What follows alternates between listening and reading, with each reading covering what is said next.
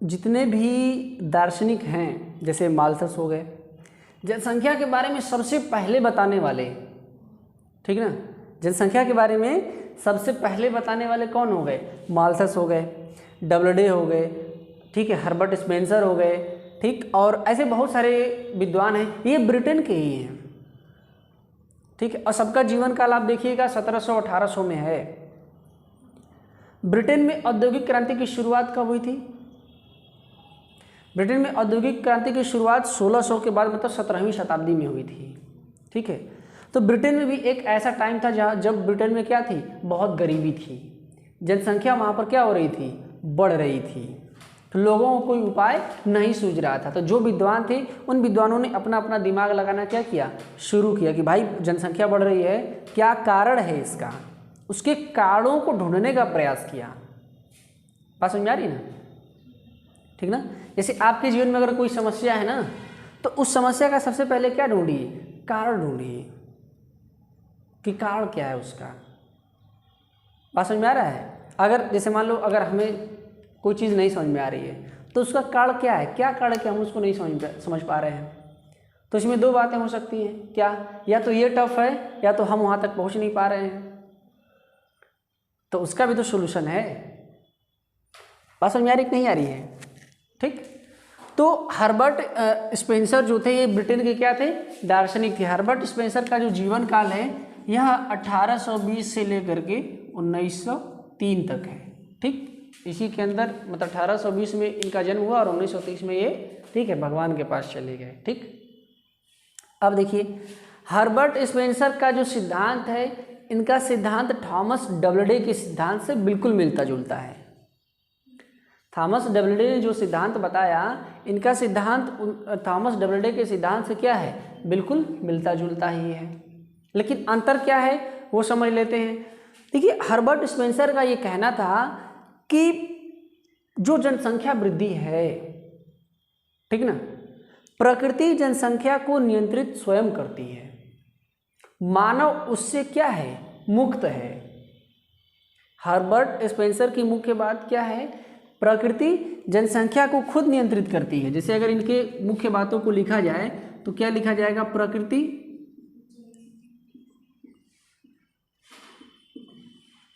जनसंख्या को खुद नियंत्रित करती है। यह कहना था किसका? स्पेंसर का, ठीक। दूसरी बात इन्होंने क्या कही? समाज उन्नत होने के साथ साथ, या लिख दे समाज उन्नति के साथ, ठीक है, प्रजननता की मनोवृत्ति कम कर देता है, ठीक ना। देखिए हर्बर्ट स्पेंसर ने क्या कहा कि प्रकृति जनसंख्या को खुद नियंत्रित करती है। प्रकृति क्या है? जनसंख्या को खुद नियंत्रित करती है, ठीक है। मानव इससे क्या है? मानव इससे मुक्त है, मतलब मानव का कोई हस्तक्षेप नहीं है जनसंख्या को नियंत्रित करने में या फिर जनसंख्या को बढ़ाने में, ठीक ना। प्रकृति क्या करती है? जनसंख्या को खुद नियंत्रित करती है। अब किस प्रकार से नियंत्रित करती है? तो हर्बर्ट स्पेंसर ने कहा कि देखिए ऐसा है कि जब कोई समाज उन्नति करता है ना, तो समाज उन्नति करने के साथ साथ उसकी प्रजननता की मनोवृत्ति क्या हो जाता है? कम हो जाता है, ठीक है। जब कोई समाज जब उन्नति कर रहा है तो उसकी प्रजननता की जो मनोवृत्ति होती है वो ऑटोमेटिकली क्या होती है? कम हो जाती है, ठीक। देखिए ऐसा क्यों कहा इसने? क्योंकि हर्बर्ट स्पेंसर ने जनसंख्या वृद्धि के लिए मतलब देखिए सिर्फ प्रजनन क्षमता को ही नहीं लिया है, सिर्फ प्रजनन क्षमता ही नहीं है, इसके साथ साथ इन्होंने क्या है? पालन क्षमता मतलब पालन पोषण क्षमता को भी लिया है। कि देखिए इन्होंने कहा कि देखिए सिर्फ प्रजनन क्षमता से मतलब नहीं है, भाई लोगों ने सवाल किया कि आप ऐसे कैसे कर सकते हैं कि कोई समाज जब उन्नति करता है, ठीक है, जब मतलब अच्छे जीवन के प्रति आकृष्ट होता है तो उसकी जो है कि मनोवृत्ति छिड़ क्यों हो जाएगी भाई। तो उन्होंने कहा कि देखिए इसका मतलब सिर्फ क्या है, सिर्फ प्रजनन क्षमता से ही नहीं है बल्कि पालन क्षमता से भी है। जब समाज जैसे जैसे उन्नति करेगा, ठीक है, जॉब वगैरह करने लगेगा तो बच्चे पैदा करना सिर्फ उसका वो नहीं रहेगा भाई, बच्चे को पालना पोषना भी तो है। तो पालन पोषण क्षमता भी उसकी क्या होने लगती है, कम होने लगती है। वह बच्चों पर उतना ध्यान नहीं देगा। जब नौकरी करेगा, जॉब करेगा तो बच्चों पे ध्यान देगा कि नौकरी पे ध्यान देगा, नौकरी पे ध्यान देगा। तो इसीलिए हर्बर्ट स्पेंसर कहते हैं कि उस समाज में क्या होगा, जब समाज उन्नति करना शुरू कर देगा तो मनोवृत्ति क्या हो जाएगी, जनसंख्या वृद्धि की कम हो जाएगी। हर्बर्ट स्पेंसर के इस सिद्धांत को प्रजननता फलन विश्लेषण भी कहा जा सकता है। क्या कहा जा सकता है, नोट कर लीजिए इसको, प्रजननता फलन विश्लेषण, ठीक ना, प्रजननता फलन विश्लेषण, ठीक है, clear.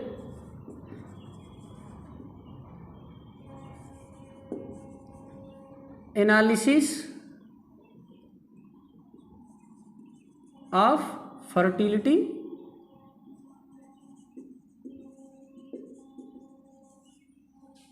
Analysis of fertility function, ठीक है, एनालिसिस ऑफ फर्टिलिटी फंक्शन, इस चीज़ को कहा जा सकता है, ठीक ना।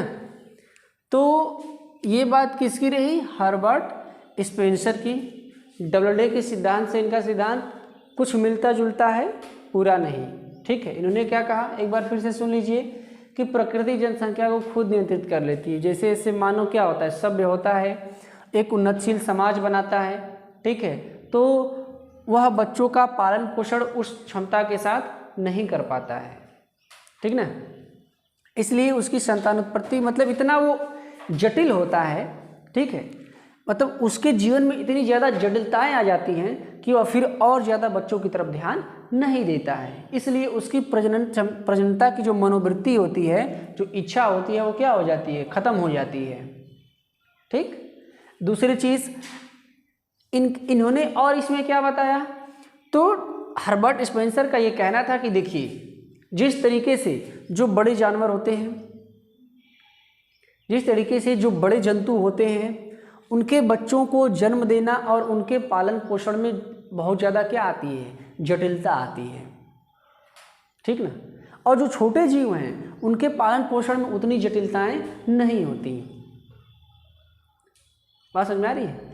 जैसे जो छोटे छोटे जीव हैं, जैसे देखिए खरगोश हो गया, कुत्ते वगैरह हो गए, इनके बच्चों को पालन पोषण में उतनी जटिलता नहीं आती है, उतना समय नहीं लगता है।